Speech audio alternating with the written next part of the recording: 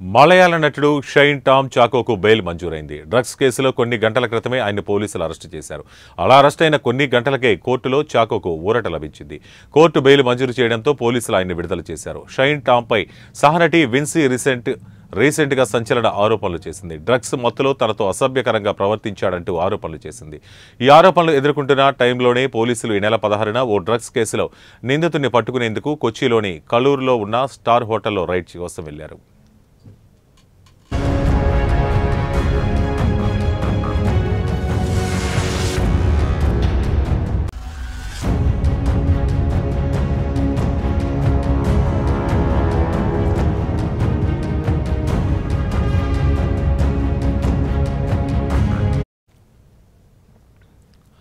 అయితే ఆ drugs నిందితుడితో shine Tom choco ఉన్నారు.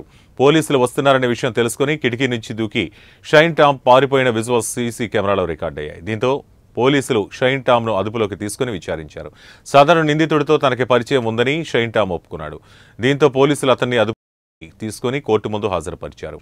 కాగా కోర్టులో ఆయనకు ఊరట లభించింది. ప్రస్తుతం బెయిల్పై బయటకు వచ్చారు. ఇక టామ్ నుంచి శాంపుల్ సేకరించి డ్రగ్స్ టెస్ట్ కోసం ల్యాబ్కు పంపించారు పోలీసులు. ఆ రిపోర్టు వస్తే షైన్ టామ్ డ్రగ్స్ తీసుకున్నారా లేదా అని తేలుతుంది.